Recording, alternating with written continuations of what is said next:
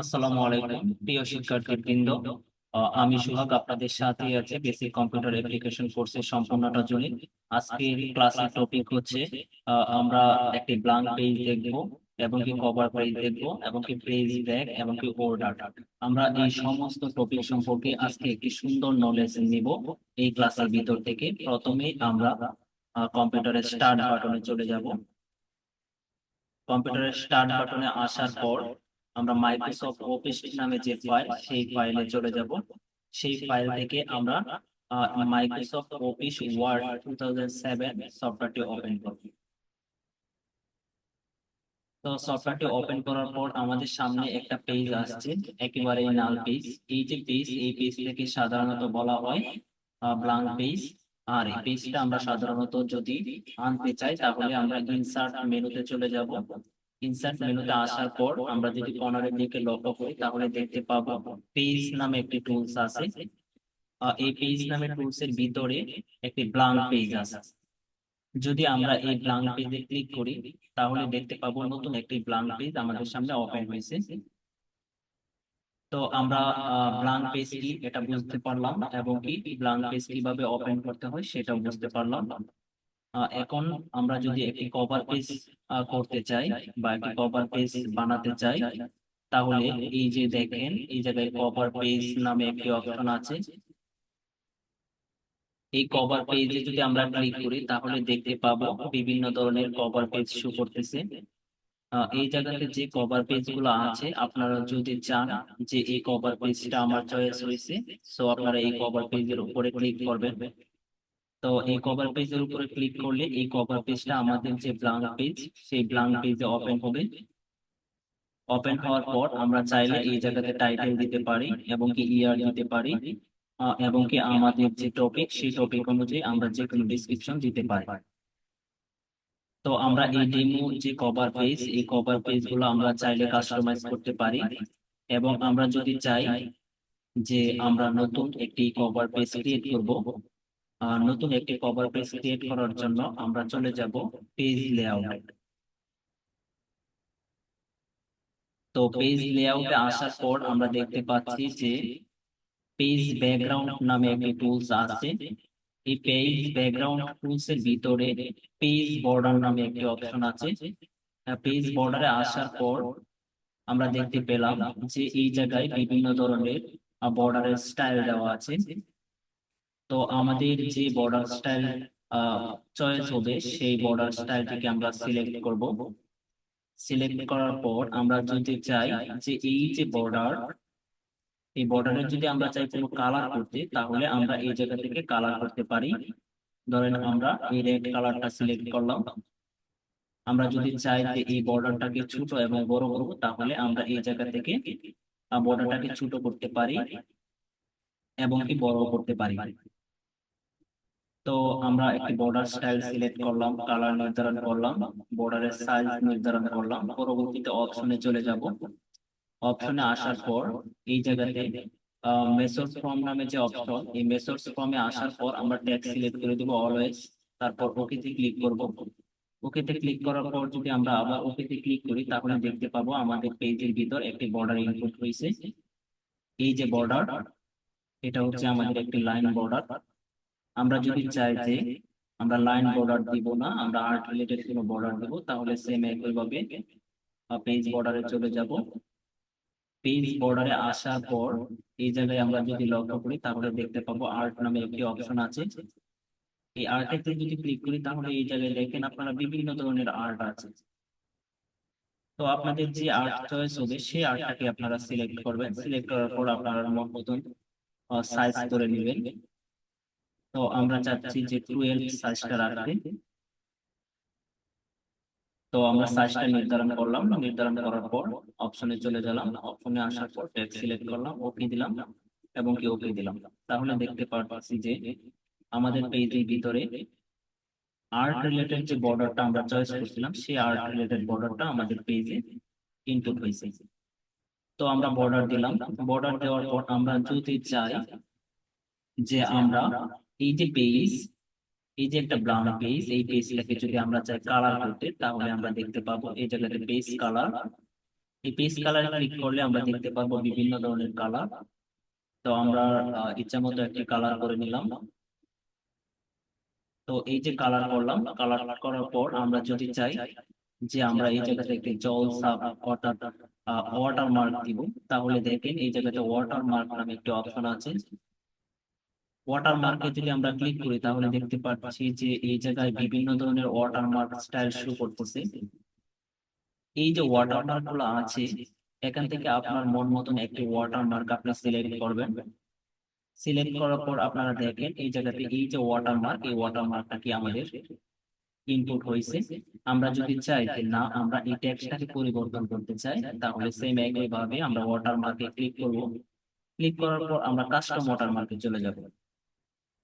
Custom water মার্কে আসার পর আমরা যদি চাই যে আমরা টেক্সটটাকে চেঞ্জ করতে চাচ্ছি, তাহলে আমরা এই জায়গাতে দেখেন টেক্সট নামে একটি অপশন আছে। তো আমরা আমাদের মন মতন একটি টেক্সট এই জায়গাতে ইনপুট করব। তো আমরা একটা টেক্সট ইনপুট করলাম। টেক্সট ইনপুট করার পর আমরা যদি চাই যে ফন্টটাকে চেঞ্জ করব, তাহলে আমরা এই জায়গাতে ক্লিক করার মাধ্যমে ফন্ট চেঞ্জ করতে পারবো। তো আমরা ফন্টটা রাখতে চাচ্ছি টাইম নিউ রোমান, যেহেতু এটা একটা ইংলিশ ফন্ট, সেহেতু আমরা টাইম নিউ রোমানটাই সিলেক্ট করব। তো টাইম নিউ রোমান আমরা সিলেক্ট করলাম। সিলেক্ট করার পর আমরা যদি চাই যে এই ওয়াটার মার্কের অর্থাৎ এই ওয়াটার মার্কে যদি কোনো কালার দিতে চাই, তাহলে আমরা এই জায়গা থেকে যে কোনো একটা কালার চয়েস করতে পারি। তো আমরা এই জায়গাতে গ্রিন রিলেটেড যে কালার, ওইটা আমরা সিলেক্ট করলাম। সিলেক্ট করার পর যদি আমরা ওকেতে ক্লিক করি, তাহলে দেখতে পাবো যে আমাদের যে ওয়াটার মার্ক, এই ওয়াটার মার্কটা আমাদের পেজে ওপেন হয়েছে। তো আমরা চাইলে টেক্সট রিলেটেড একটা ওয়াটারমার্ক দিতে পারি এবং এই কালার দিতে পারি, সাইজ বড় এবং ছোট করতে পারি। আমরা যদি চাই পিকচার রিলেটেড ওয়াটারমার্ক দিব, তাহলে সেম একইভাবে ওয়াটারমার্কে ক্লিক করব। ক্লিক করার পর আমরা কাস্টম ওয়াটারমার্ক, কাস্টম ওয়াটারমার্কে আসার পর আমরা এই যে পিকচার ওয়াটারমার্ক, এটাতে আমরা কি করব, টিক মার্ক দিব। তো পিকচার ওয়াটারমার্কে টিক মার্ক দেওয়ার পর আমরা সিলেক্ট পিকচারে চলে যাব। তো আমরা যদি সিলেক্ট পিকচারে চলে আসি, তাহলে আমাদের যে পিসির যে হার্ড ডিস্ক, ওই হার্ড ডিস্কের প্রত্যেকটা অপশন কিন্তু এই জায়গায় শো করতেছে। তো আমরা যে পিকচারটা দিতে চাচ্ছি সেই পিকচারের ফাইলে চলে যাব। ফাইলে আসার পর আমাদের কাঙ্ক্ষিত পিকচারটাকে আমরা সিলেক্ট করব। সিলেক্ট করার পর যদি আমরা ইনসার্টে ক্লিক করি, তাহলে দেখতে পাবো এই জায়গাতে ওকে আসছে। আমরা ওকেতে ক্লিক করলাম। তাহলে দেখেন আমাদের যে পিকচার, এই পিকচারটাকে ওয়াটারমার্ক হিসাবে আসছে। তো আমরা যদি চাই এই জায়গায় আমাদের কিছু টেক্সট ইনপুট করব, তাহলে আমরা কিছু টেক্সট ইনপুট করতে পারি।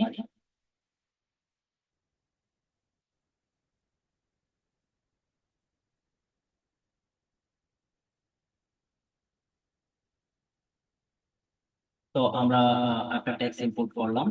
এই টেক্সটটাকে যদি আমরা চাই যে মিডিলে নিতে, তাহলে আমরা হোম মেনু বারে চলে যাব। হোম মেনু বারে আসার পর আমরা চাইলে সেন্টারে নিতে পারি, রাইটে নিতে পারি, লেফটে নিতে পারি। এগুলোর আমরা শর্টকাট জানি। যদি কন্ট্রোল আমরা এল এ ক্লিক করি, তাহলে এটা লেফটে চলে যাবে, এবং যদি আমরা কন্ট্রোল আর এতে ক্লিক করি, তাহলে এটা রাইটে চলে যাবে। এবং কি সেম একইভাবে যদি কন্ট্রোল আমরা যদি সি তে ক্লিক করি অর্থাৎ ই তে ক্লিক করি, তাহলে দেখতে পাবো যে এটা সেন্টারে চলে আসছে। তো আমরা ইচ্ছাকৃত জায়গায় আমরা টেক্সটটাকে ইনপুট করতে পারতেছি। এখন যদি আমরা চাই এই টেক্সটটাকে আমরা ডিজাইন করব, তাহলে আমরা ইনসার্ট মেনু বারে চলে যাব। ইনসার্ট মেনু বারে আসার পর এই জায়গাতে দেখেন একটা অপশন আছে ওয়ার্ড আর্ট। এই ওয়ার্ড আর্টে যদি আমরা ক্লিক করি, তাহলে দেখেন এই জায়গায় বিভিন্ন ধরনের স্টাইল আছে। তো ধরেন আমরা এই স্টাইলটাকে চয়েস করলাম। তো এই স্টাইলটাকে আমরা চয়েস করার পর যদি ওকে তে ক্লিক করি, তাহলে দেখেন এই রিলেটেড একটা ডিজাইন হয়েছে। এখন আমরা যদি চাই যে না আমাদের এই ডিজাইনটা ভালো লাগতেছে না, আমরা এই ডিজাইনটা চেঞ্জ করতে চাচ্ছি, তাহলে এই যে ওয়ার্ড আর্ট স্টাইল আছে, এই ওয়ার্ড আর্ট স্টাইলের মাধ্যমে দেখবেন এই জায়গাতে মুর নামে একটা অপশন আছে। এই মুরেতে যদি ক্লিক করি, তাহলে দেখতে পাবো এই জায়গায় বিভিন্ন ধরনের স্টাইল আছে। তো আমাদের ইচ্ছাকৃত যে স্টাইল বা আমাদের যে স্টাইল চয়েস হবে, সেই স্টাইলটাকে আমরা সিলেক্ট করব। আমরা এই স্টাইলটাকে চয়েস করলাম। তো এই স্টাইলটাকে চয়েস করার পর আমরা যদি চাই এই যে টেক্সটটা আমরা ইনপুট করলাম, এই টেক্সটের ফিল্ডের কালারটা চেঞ্জ করতে চাই, এইটা হচ্ছে টেক্সটের ফিল্ড। এবং কি এই যে বাহিরের যে অংশ, অর্থাৎ বাহিরে একটা কিন্তু লাইন আছে, ওই লাইনটাকে বলা হয় আউটলাইন। আর ফিল্ড বলতে এই যে লাইনের ভিতরের যে অংশ, এই অংশটাকে বলা হয় ফিল্ড। তো আমরা যদি কোনো ফিল্ডের কালার চেঞ্জ করতে চাই, তাহলে দেখতে পাবো এই জায়গায় শেপ ফিল্ড নামে একটা অপশন আছে। তো সেই ফিল্ডে ক্লিক করলে এই জায়গায় বিভিন্ন ধরনের কালার আছে, আমরা ইচ্ছা করলে কালার দিতে পারি। এবং কি চাইলে আমরা কি করতে পারি, পিকচার দিতে পারি বা গ্রেডিয়েন্ট কালার দিতে পারি। এই জায়গাতে গ্রেডিয়েন্ট ক্লিয়ার মানে যদি আমরা ক্লিক করি, তাহলে এই জায়গায় গ্রেডিয়েন্ট রিলেটেড অনেক ধরনের পিকচার শো করবে, সেগুলো আমরা ইচ্ছা করলে ফিল্ডে ইউজ করতে পারি। এবং কি আমরা যদি পিকচারে ক্লিক করি, তাহলে আমাদের আহ, আমাদের যে হার্ড ডিস্ক, সেই হার্ড ডিস্কে চলে আসবে। আসার পর আমরা যে পিকচার রিলেটেড ফিল্ড দিতে চাচ্ছি, সেই পিকচারটাকে সিলেক্ট করার পর যদি আমরা ইনসার্টে ক্লিক করি, তাহলে দেখেন সেই পিকচার অনুযায়ী কিন্তু আমাদের ফিল্ডের কালার আছে।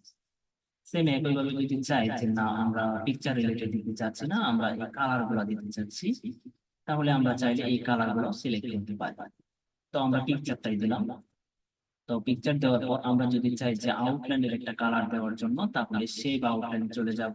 শেপ আউটলাইনে আসার পর সেম একই ভাবে আমরা ইচ্ছা করলে এই জায়গাতে বিভিন্ন ধরনের কালার আছে, আমরা বিভিন্ন কালার দিতে পারি।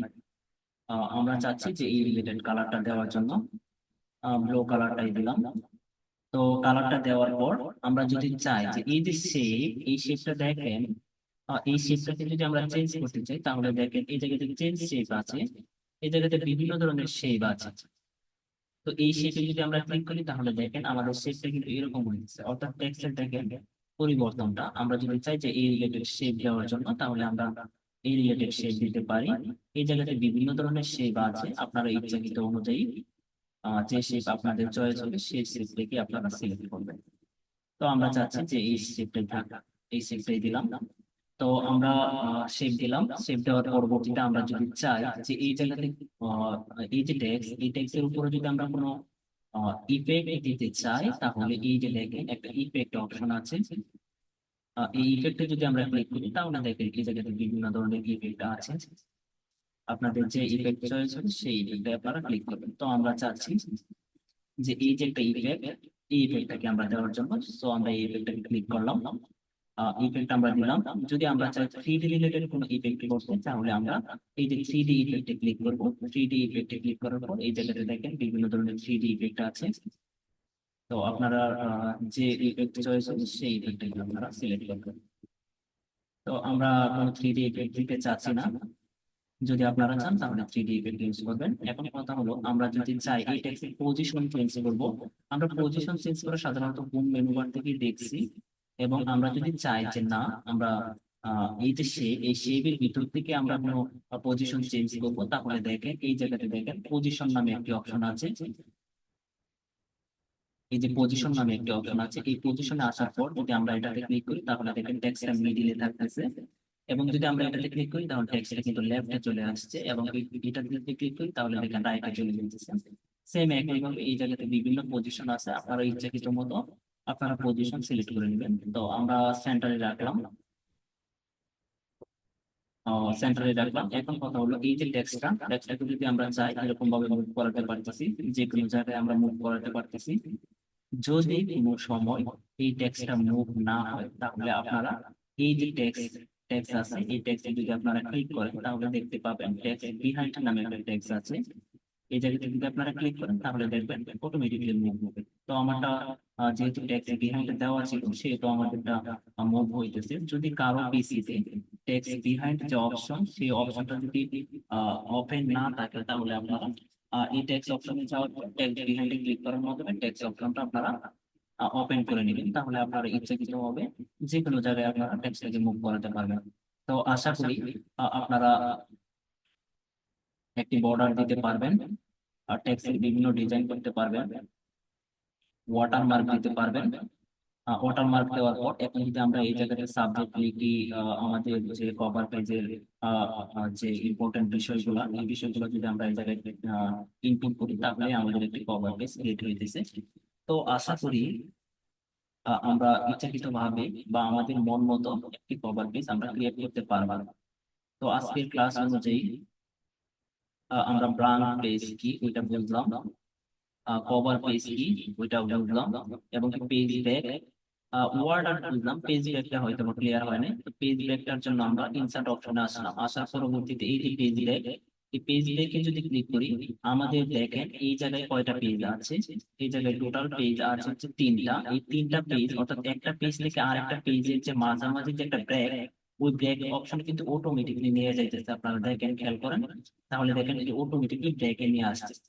সো আমরা পেজ ব্রেক সম্পর্কে বুঝলাম। তো আজকে এই পর্যন্ত, সকলে ভালো থাকেন, ধন্যবাদ।